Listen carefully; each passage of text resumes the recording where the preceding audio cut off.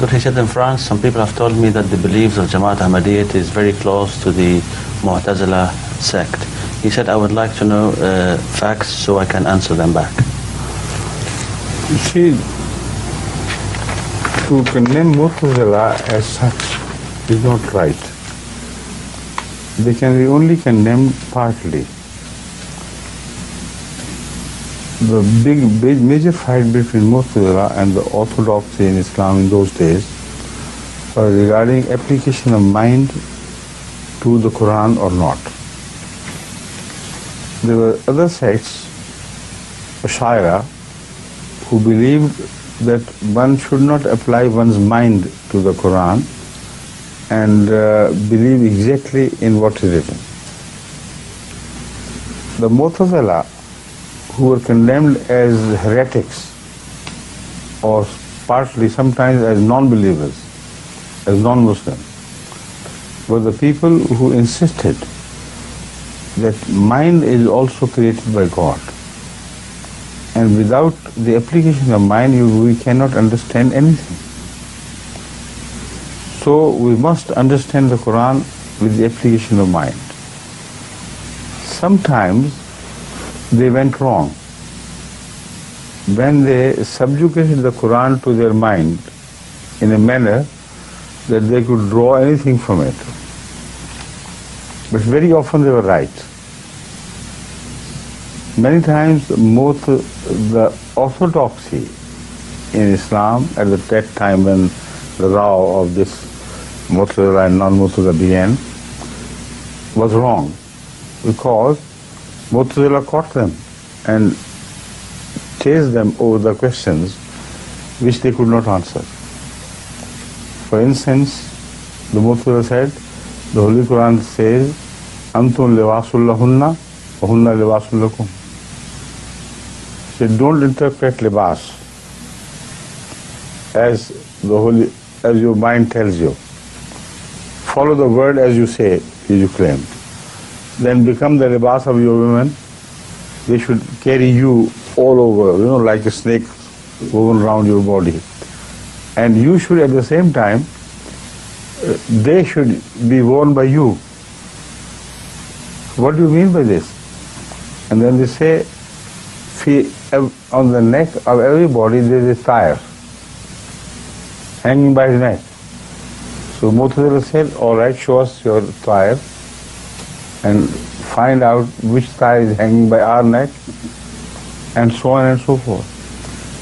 They went on quoting examples after example of such verses of the Quran which have to be interpreted.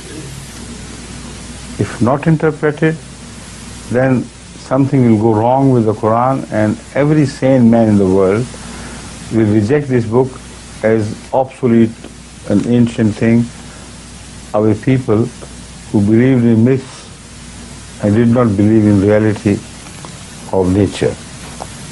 So first of all, you should clarify the difference between the Mu'tazila and the orthodoxy, mostly led by Ash'ari. We shall be in that category of Mu'tazila, of course, but not altogether. Mu'tazila also invented new things, and they were impressed by foreign philosophies, like Greek philosophy. And they introduced into Islam, under the influence of that philosophy, things which did not belong to Islam. We do not do that, because we follow the guided Imam. And the guided Imam does not speak of rationality alone.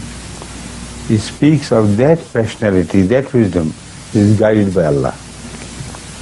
We believe in Imam Mahdi. So this is the major difference between Ahmadis and Mu'tazila. Mu'tazila were not guided directly by Allah. They left things just to arguments, logic, etc. And the logic can go wrong. Like Hazrat Masih Maud has pointed out, that logic can lead you astray, because there are so many differences of opinion between one group of logicians and the other group of logicians, one group of rationalists and the other group of rationalists.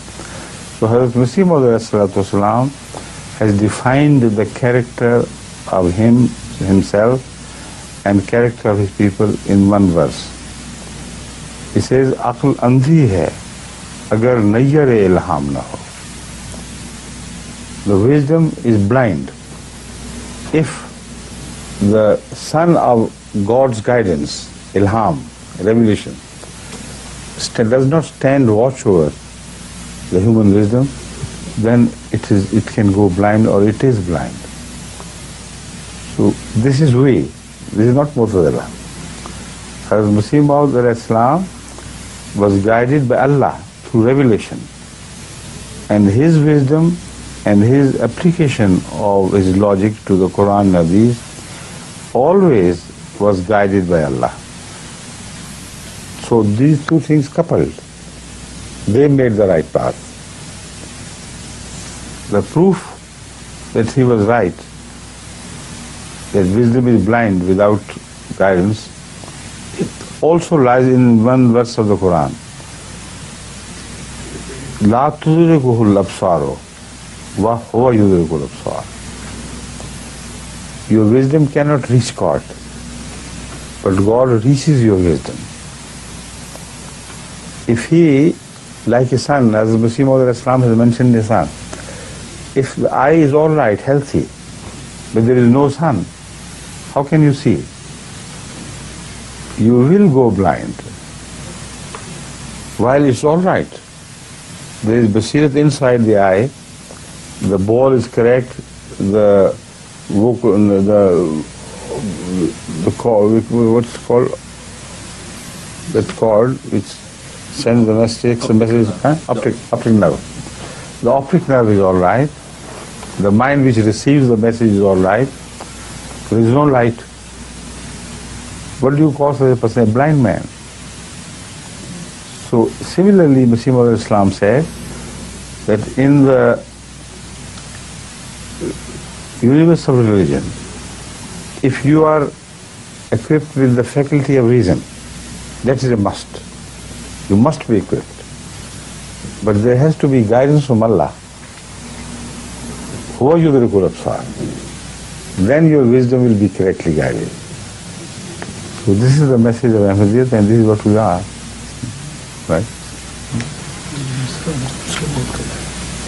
This is not Masih Maud's verse.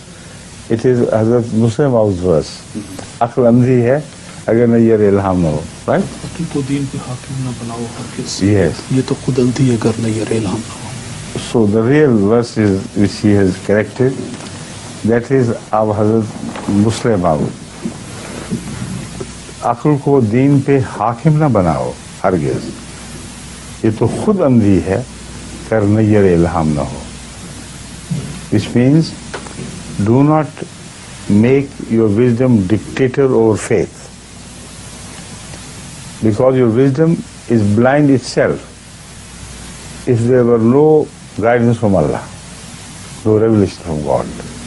So stand, make me corrected in this respect, please. Jazakallah. And this question can be opened up again. Rationality versus guidance. You know, it is important that we should not make our wisdom dictator over the revealed world.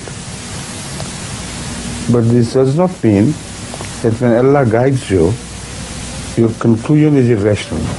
It can never happen. They're two different things. So inshallah we'll speak of that later on. يقول حضرة أمير المؤمنين نعدكم إن شاء الله سنواصل الحديث حول هذا الموضوع وإن شاء الله في الأسبوع المقبل إن شاء الله. السلام عليكم. السلام عليكم ورحمة الله وبركاته.